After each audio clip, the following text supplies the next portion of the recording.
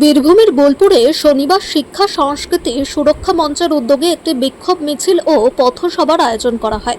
সংগঠনের দাবি, দেশের ও রাজ্যের কিছু দুষ্কৃতী ছাত্রদের ঢাল হিসেবে ব্যবহার করে দেশ বিরোধী ও রাষ্ট্রবিরোধী কার্যকলাপ চালানোর চক্রান্ত করছে।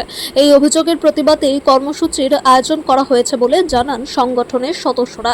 বিক্ষোভকারীদের বক্তব্য, শুক্রবার কলকাতায় ছাত্র ও পুলিশের সংঘর্ষের ঘটনায় কিছু ব্যক্তি ছাত্র পরিচয়ে সেনাবাহিনী, পুলিশ এবং সংবাদ মাধ্যমের প্রতিনিধিদের ওপর হামলা চালিয়েছে বলে তাদের অভিযোগ।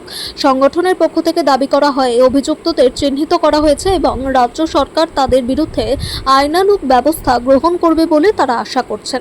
পথসভায় বক্তারা শিক্ষাঙ্গনে শান্তিপূর্ণ পরিবেশ বজায় রাখা, ছাত্র সমাজকে সহিংসতা ও রাজনৈতিক অপব্যবহার থেকে দূরে রাখা এবং আইন শৃঙ্খলা রক্ষার উপর গুরুত্ব আরোপ করেন। সংগঠনের দাবি, শিক্ষা প্রতিষ্ঠানকে রাজনীতির সংঘাত মুক্ত রেখে সুস্থ, সচেতন ও সুশৃঙ্খল ছাত্র সমাজ গড়ে তোলাই তাদের মূল লক্ষ্য।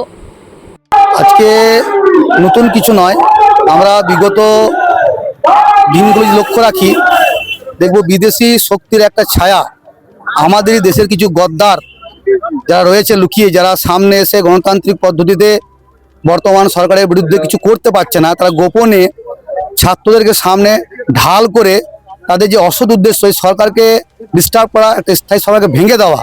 আজ ভারতবর্ষ যেভাবে অর্থনৈতিক দিক থেকে, মহাকাশের গবেষণার দিক থেকে যেভাবে এগিয়ে চলেছে, বিদেশের বহু রাষ্ট্র যারা আশঙ্কিত যে তাদের হয়তো বাজার একদিন বন্ধ হয়ে যাবে, তাহলে কী করা যায়?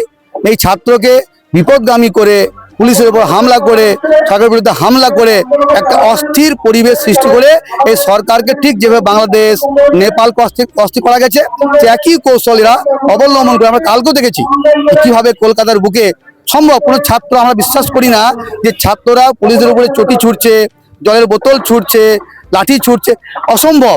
কিছু জেহাদি মানসিকতার মানুষ যারা বিগত যে নির্বাচন হয়ে গেল তাতে কোনো তারা জায়গা পায়নি, সেই জায়গা থেকে পাওয়ার জন্য এই ছাত্র আন্দোলনকে সামনে রেখে পিছন থেকে তারা কিন্তু এই কাণ্ডটা ঘটে যাচ্ছে। এবং আমাদের সরকার বলেছেন এই পশ্চিমবঙ্গ সরকার, যারা এই কাণ্ড করেছে তাদের বিরুদ্ধে গুন্ডা দমন আইন নীতি কিন্তু কঠোরভাবে বলবৎ করা হবে। আমরাও চাই প্রত্যেকটা সরকার যেমন চেষ্টা করছে, আমাদের জনগণের দিক থেকে আমাদের দায়িত্ব, কর্তব্য এই ডিপ স্টেট যে চক্রান্ত, এই চক্রান্তকে ভেঙে দেওয়া, যাতে আমাদের ভবিষ্যৎ প্রজন্ম সুরক্ষিত থাকতে পারে। আমার নাম সমীরেন্দ্রনাথ পাল, আমি সংঘের কার্যকর্তা, একই সঙ্গে ABRS অর্থাৎ অখিল ভারতীয় রাষ্ট্রীয় শৈক্ষিক মহাসংঘের বীরভূম জেলার সহ সভাপতির দায়িত্বে রয়েছে। শিক্ষা সংস্কৃতি সুরক্ষা মঞ্চের আহ্বানে পশ্চিমবঙ্গের সুধী নাগরিকবৃন্দরা আজকে আমরা পথে নেমেছি। ছাত্রদেরকে ঢাল করে যেভাবে দেশবিরোধী শক্তি দেশকে অশান্ত করার একটা চক্রান্ত করেছে, তার বিরুদ্ধে আমাদের আজকের এই প্রতিবাদ। ছাত্রদের প্রতিবাদ সুশৃঙ্খল হবে, ছাত্ররা দেশের ভবিষ্যৎ, ছাত্রদের যে কোনো সমস্যা নিয়ে আমরা চিন্তিত।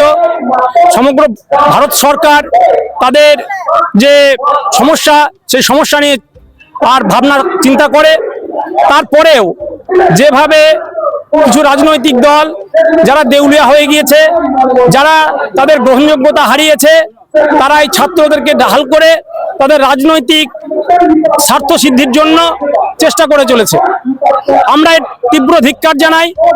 আপনারা একটা বিষয় লক্ষ্য রাখবেন, ভারতবর্ষের সংসদ এই বিগত কয়েক বছর থেকে যখনই শুরু হতে যাচ্ছে, তার ঠিক 1 মাস আগে কখনো মণিপুরের বাহানায়, কখনো শাহিনবাগের বাহানায়, কখনো কৃষি আন্দোলনের বাহানায়, কখনো আর ছাত্র আন্দোলনের বাহানায়, আর এই ভারতবর্ষের যে সরকার আছে সেই সরকারকে অশান্ত করার জন্য তারা উঠে বেরো লেগেছে।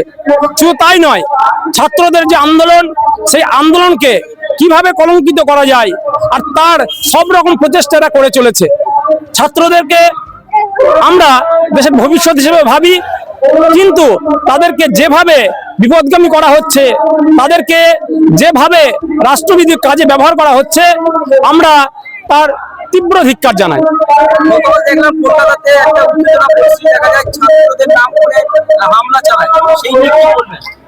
আপনারা দেখবেন যে ছাত্র আন্দোলনে আসছে লাঠি নিয়ে, আর সেখানে বড় পেগ আছে, সেনাবাহিনীর উপরে আর হামলা হচ্ছে, বিভিন্ন সরকারি গাড়ি ভাঙচুর করা হচ্ছে, সংসদ ঘেরাও করার হুমকি দেওয়া হচ্ছে। এটা কখনোই ছাত্র আন্দোলনের স্বরূপ হতে পারে না। ছাত্ররা কখনোই এইভাবে দেশকে পথ দেখাতে পারে না। সেই জন্য বিশেষ করে বামপন্থীরা যেভাবে ছাত্রদেরকে বিপথগামী করছে, এটা কিন্তু দেশের পক্ষে খুবই ভয়াবহ। আপনার নাম পরিচয়? আমার নাম সজল মণ্ডল, অখিল ভারতীয় রাষ্ট্রীয় শৈক্ষিক মহাসংঘ, বীরভূম জেলা।